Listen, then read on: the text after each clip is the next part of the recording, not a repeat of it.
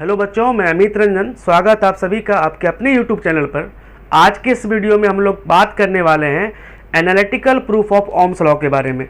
बच्चों याद करिएगा ओम्स लॉ क्या था। ओम्स लॉ के बारे में मैंने आपको बताया है कि अगर किसी कंडक्टर, मान लीजिए कोई मेटल है, कोई कंडक्टर है, उस कंडक्टर के तमाम फिजिकल प्रॉपर्टी को अगर आप कांस्टेंट रखेंगे और उस कंडक्टर के एंड के क्रॉस पोटेंशियल अप्लाई करेंगे तो उससे पास होने वाला करंट पोटेंशियल के डायरेक्टली प्रोपोर्शनल था, यानी कि भी प्रोपोर्शनल टू आई बोलते थे हम लोग। और इस प्रोपोर्शनलिटी के साइन को इक्वलिटी के साइन में लाने के लिए हम लोग कांस्टेंट लेते थे, इसको आर बोलते थे। और आर क्या था याद करिए, रेसिस्टेंस होता था। तो यहाँ से आर बराबर क्या हो जाएगा बच्चों, भी अपॉन आई, यानी कि हमको ये प्रूफ करना है कि किसी कंडक्टर का जो रेसिस्टेंस होता है वो गिवन कंडीशन के लिए क्या होता है, कांस्टेंट होता है। तो चलिए हम लोग देखें कैसे इसको प्रूफ करते हैं। इस प्रूफ को समझाने के लिए हम एक डायग्राम बनाते हैं। तो चलिए पहले देखते हैं वो डायग्राम क्या है।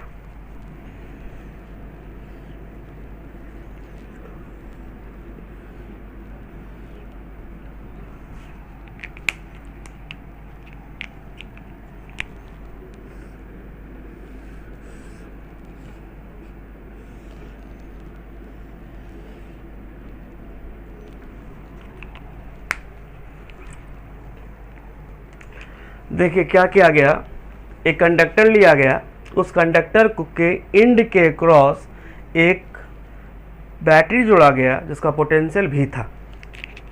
इसका पोटेंशियल है भी। तो आपको पता है जैसे ही किसी कंडक्टर के एंड के क्रॉस आप पोटेंशियल अप्लाई करते हैं तो इलेक्ट्रिक फील्ड सेटअप होता है, और इलेक्ट्रिक फील्ड जो है वो पॉजिटिव से निगेटिव की तरफ होता है। तो ये पॉजिटिव था और ये निगेटिव है, तो इलेक्ट्रिक फील्ड आपका इस तरह सेटअप कर जाएगा। इलेक्ट्रिक फील्ड को हम लोग ई से लिखते थे। इलेक्ट्रिक फील्ड सेटअप कर जाता है, और इलेक्ट्रिक फील्ड के प्रेजेंस में जो कंडक्टर के अंदर फ्री इलेक्ट्रॉन्स हैं वो एक वेलोसिटी से, जिसको कि पिछले वीडियो में नाम दिए थे हम लोग ड्रिफ्ट वेलोसिटी से, वो आगे की तरफ मूव करेगा इलेक्ट्रिक फील्ड के अपोजिट डायरेक्शन में। यानी इलेक्ट्रॉन जो है इस कंडक्टर के अंदर जो भी इलेक्ट्रॉन्स हैं वो इलेक्ट्रॉन एक वेलोसिटी से आगे की तरफ जाते हैं। जिस वेलोसिटी को हम लोग क्या नाम दिए थे, इलेक्ट्रॉन देखिए अपोजिट जा रहा है इलेक्ट्रिक फील्ड के एक वेलोसिटी से, जिसका कि नाम है ड्रिफ्ट वेलोसिटी। और इस ड्रिफ्ट वेलोसिटी के वजह से इस कंडक्टर में करंट सर्कुलेट करता है, और इलेक्ट्रॉन अगर नीचे की तरफ जा रहा है तो करंट का जो डायरेक्शन होता है वो ऊपर की तरफ होता है। इस तरह से करंट सर्किट में फ्लो करता है। ठीक है, कोई दिक्कत यहाँ तक नहीं हो रहा होगा। चलिए आगे देखें। तो अब जैसे ही करंट पास करता है, पिछले वीडियो में मैंने आपको बताया था कि करंट का ड्रिफ्ट वेलोसिटी से क्या रिलेशन होता है। तो पहले कुछ स्टेटमेंट लिख लेते हैं, फिर हम लोग आगे बढ़ते हैं।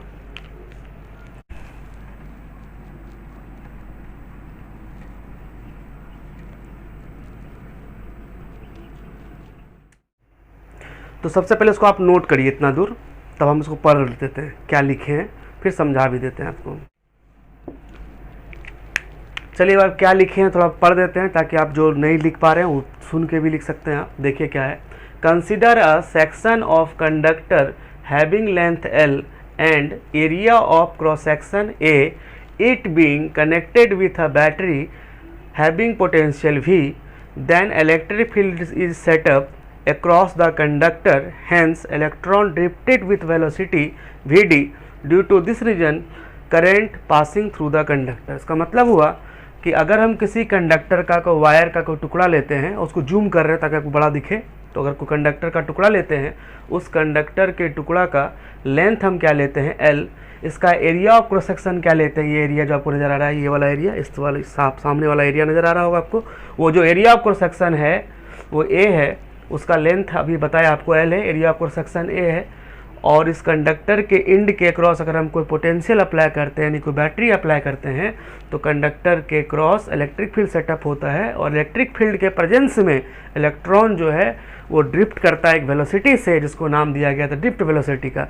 तो बताइए अगर इलेक्ट्रॉन इस तरफ ड्रिफ्ट कर रहा है तो करंट बिल्कुल उसके अपोजिट सर्कुलेट करेगा। तो करंट और ड्रिफ्ट वेलोसिटी में एक रिलेशन था, जो हम यहाँ पर आपको बताते हैं कि क्या रिलेशन था वो। तो रिलेशन था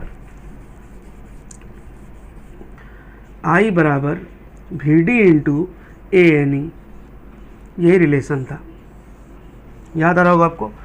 I बराबर V D into A N E, V D क्या था ड्रिफ्ट वेलोसिटी, ए क्या था area of cross section, N क्या था इलेक्ट्रॉन डेंसिटी यानी number of electron per unit volume, और ई जो था वो इलेक्ट्रॉन का चार्ज था। और आई जो था वो करंट था। आपको समझ में आ गया होगा। पिछले वीडियो में जाके देखिए, अगर नहीं देखे हैं तो ये रिलेशन हम प्रूफ किए वहाँ पे कहाँ से ये आता है। यहाँ तक समझ में आ चुका होगा आपको क्या रिलेशन होता है ड्रिफ्ट वेलोसिटी और करंट का। तो आई बराबर V D into A N E. क्या बोलेंगे आप? आई बराबर V D into A N E. पिछले वीडियो में हम बताएं ये चीज़, जाके जरूर देखिए एक बार उसको। तो ये रिलेशन था ड्रिफ्ट वेलोसिटी का करंट के साथ, आपको समझ में आ चुका होगा। ये पिछले वीडियो में हम बार बार बोल रहे हैं, जरूर जाकर देखिए अगर नहीं देखे हैं तो देखिए अब वी बराबर क्या होता है। तो वी बराबर होता है, आपको प्रूफ बताया गया ये वी स्मॉल ई यानी charge of electron, capital E यानी इलेक्ट्रिक फील्ड, टाउ टाउ का मतलब रिलैक्सेशन टाइम, टाउ का मतलब relaxation time upon mass of electron. ये था फार्मूला।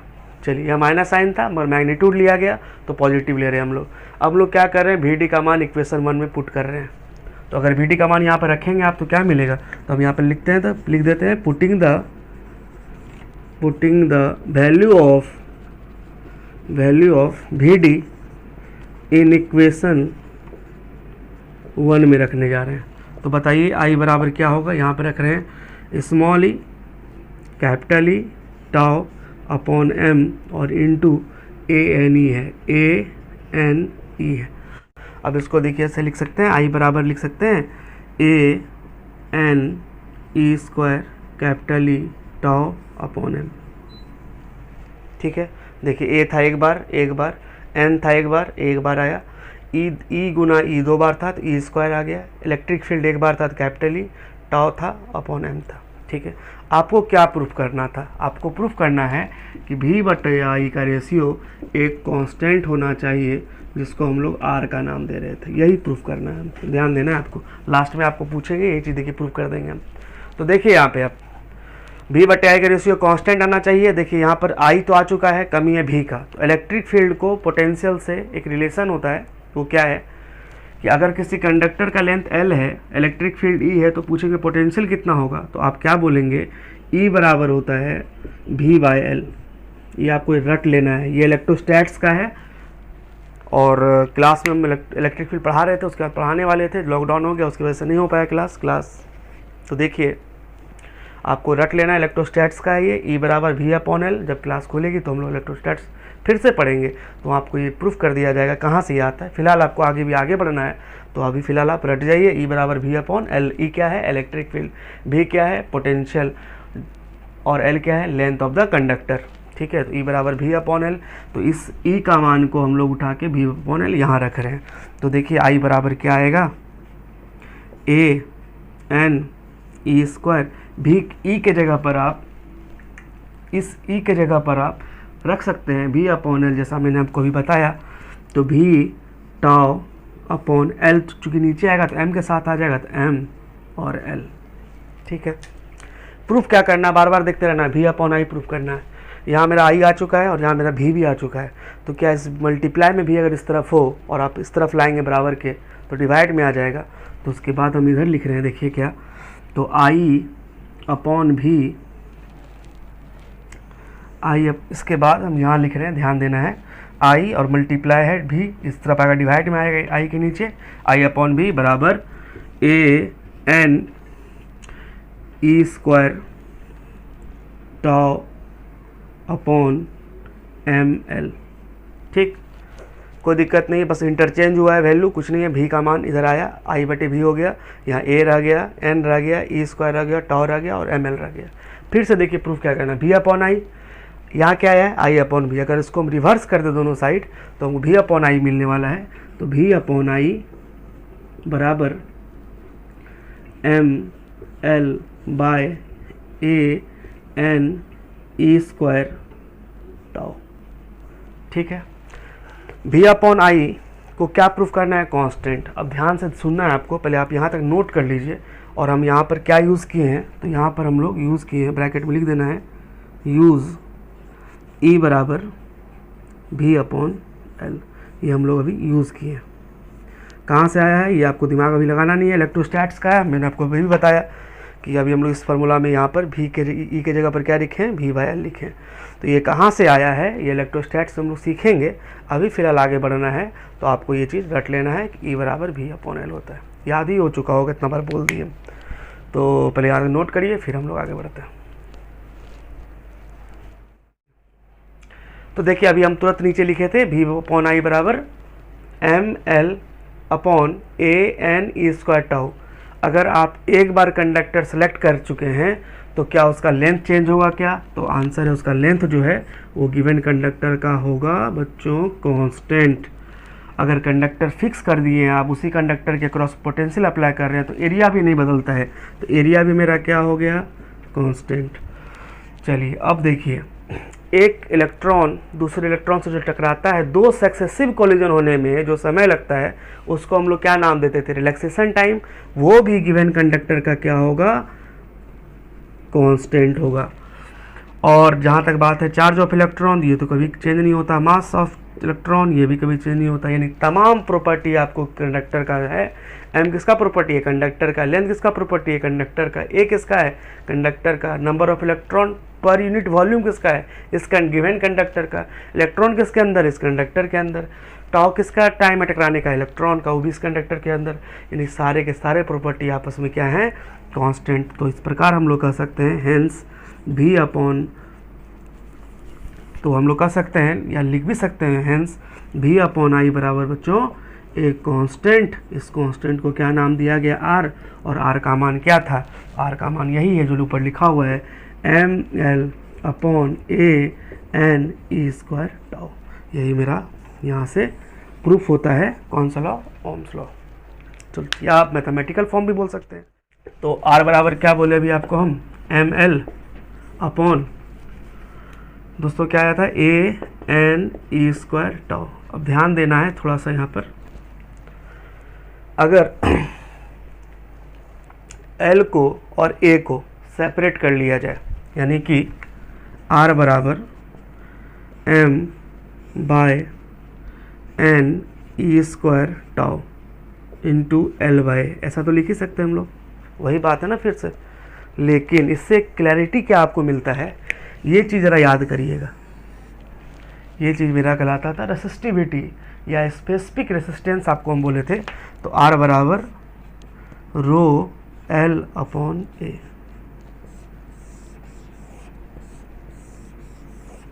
ठीक, वेयर जहाँ पर कि रो का जो मान है वो हम लोगों को है मिल रहा है m बाय NE² टाउ। ठीक, तो देखिए यहाँ से हम लोग ये चीज़ आपको अब याद, अब आपको कुछ वीडियो में जो बताए थे कि R बराबर रो L अपॉन A, आज आपको बिल्कुल क्लैरिटी मिला होगा इस बात पर कि कैसे रेसिस्टिविटी डिपेंड किस पर करता है, रेसिस्टेंस किस पर डिपेंड करता है। ये क्वेश्चन आपसे पूछा जाता है, तो एक बार आपको यहाँ ध्यान दे देना है, बस समझ बिल्कुल आने वाला है चीज़ है कि इसमें एम एल सारा टर्म के बारे में बताते हैं, कौन नेचर और कौन डायमेंशन है। एल और ए को हम लोग कहते हैं dimension of conductor. L and A is said to be dimension of conductor. सही बात है। एरिया और लेंथ को आप क्या बोलेंगे? डायमेंशन बोलेंगे। ठीक है, बट एम एल और ए को छोड़ के क्या क्या बच रहा है? एम बच रहा है, एन बच रहा है, E² टाउ। इसको बोलते हैं nature of conductor. M comma N E tau, क्या बोलेंगे इसको? Nature of conductor. ठीक, अब आपको बिल्कुल ध्यान से लास्ट बात सुनना है, ख़त्म करना है। ख़त्म, देखिए लास्ट बात क्या है वो सुनिए। आपको आखिरी बात सुनना है क्या? रेसिस्टेंस दो फैक्टर पे डिपेंड करता है, डायमेंशन पे भी। एल और ए को क्या बोलते हैं? Dimension. M N E² tau क्या बोलते हैं? नेचर। यानी आर जो है depends on nature as well as dimension of conductor. लेकिन जो रेसिस्टिविटी है वो सिर्फ और सिर्फ डिपेंड करता है किस पर बच्चों? नेचर ऑफ कंडक्टर पे। क्लियर हो गया। और आपको दूसरा बात ये भी उस एक वीडियो में बताए थे, आर जो है टाउ से इन्वर्सली प्रोपोर्शनल रिलेशन है। जैसे टेम्परेचर बढ़ाएंगे तो कंडक्टर का रेसिस्टेंस और रेसिस्टिविटी दोनों बढ़ जाता है। तो देखिए कैसे बढ़ जाता है। टेम्परेचर बढ़ाए, रिलैक्सेशन टाइम क्या हो गया? कम हो गया। और रिलैक्सेशन टाइम कम हो गया तो रेसिस्टेंस बढ़ जाएगा और रेसिस्टिविटी भी बढ़ जाएगा। इसलिए आर और रो का कहानी सेम होता है। लेकिन आर किस पर डिपेंड करता है? Dimension as well as nature of conductor. लेकिन रेसिस्टिविटी डिपेंड करता है सिर्फ और सिर्फ नेचर पे। तो हम लोग आज जितना भी बात सीखे, थोड़ा सा एक बार आपको समराइज़ करा देते हैं कि हम लोगों ने क्या क्या आज बात किया। आज हम लोगों ने बात किया कि analytical proof of Ohm's law के बारे में, यानी V/I का रेशियो कांस्टेंट आना चाहिए, उसके बारे में बात की। कैसे प्रूफ किया इसको, एक कंडक्टर लिए, कंडक्टर की इंड के क्रॉस पोटेंशियल अप्लाई किए, जैसे ही पोटेंशियल अप्लाई किए तो इलेक्ट्रिक फील्ड सेटअप हुआ, और इलेक्ट्रिक फील्ड के प्रेजेंस में इलेक्ट्रॉन जो है ड्रिफ्ट वेलोसिटी से इलेक्ट्रिक फील्ड के अपोजिट डायरेक्शन में ड्रिफ्ट किया, और उस ड्रिफ्ट वेलोसिटी का करंट से रिलेशन क्या था, VD बराबर I/NE। तो I बराबर क्या होगा, VD × NE। VD का मान वहाँ रख दिए, small E capital E top on N, और एक फार्मूला का बस इस्तेमाल किया गया जो बिल्कुल आपके लिए नया था, वो E बराबर V/L। बस इसको आपको रट लेना, दिमाग नहीं लगाना है, क्योंकि इलेक्ट्रोस्टैट्स में हम बताएंगे आपको ये कहाँ से आता है, किस कंडीशन में अप्लाई होता है। और यहाँ पे माइनस साइन भी होता है, बट मैग्नीट्यूड वाइज लिया गया है, तो माइनस साइन आपको हटा दिया आसान करने के लिए, और आपको आसान लगा भी होगा, उम्मीद करते हैं। यहाँ तक हम लोग सीख गया। दूसरी बात आज क्या सीखे कि रेसिस्टेंस जो है वो दो फैक्टर पर डिपेंड करता है, dimension and nature. Resistivity depend करता है सिर्फ और सिर्फ नेचर ऑफ द कंडक्टर पे। और आर का टाउ से कैसा रिलेशन है, देख लीजिए। आर का टाउ से इन्वर्सली, रो का टाउ से कैसा इन्वर्सली। एक वीडियो था जिसमें आप बताए थे आप लोगों को कि रेसिस्टेंस जो है, उस वीडियो में आप लोग को ये पढ़ाए थे कि रेसिस्टेंस जो है टेम्परेचर पर कैसे डिपेंड करता है, कंडक्टर के लिए और सेमी कंडक्टर के लिए। तो हम लोग बात तो कंडक्टर के लिए कर रहे थे, तो कंडक्टर का टेम्परेचर बढ़ाने से रेसिस्टेंस भी बढ़ता है और साथ साथ रेसिस्टिविटी भी बढ़ता है। क्यों? क्योंकि जैसे आप हीट करेंगे कंडक्टर को तो इलेक्ट्रॉन एक्साइटेड होंगे, तो इलेक्ट्रॉन जो है वो कॉलिजन मोर फ्रिक्वेंटली करेंगे, और कॉलिजन अगर मोर फ्रिक्वेंटली कर रहा है तो उस कॉलिजन को करने में समय कम लगेगा। अगर समय कम लगेगा तो रेसिस्टेंस भी बढ़ जाएगा और रेसिस्टिविटी भी बढ़ जाएगा। किसका? कंडक्टर का। ठीक है, क्लियर है यहाँ तक? तो चलिए बच्चों, आज का वीडियो यहीं तक रहने दिया जाए। अगले वीडियो में हम लोग सीखने जा रहे हैं कार्बन रेसिस्टेंस के बारे में। तब तक के लिए बहुत बहुत धन्यवाद। और एक ज़रूरी बात, अगर आपका वीडियो यहाँ तक कंप्लीट हो चुका है तो एक बार कमेंट करके बताइए, ताकि अगला वीडियो कल ही आपको अपलोड करके दे सके। चलिए, तब तक के लिए बहुत बहुत धन्यवाद।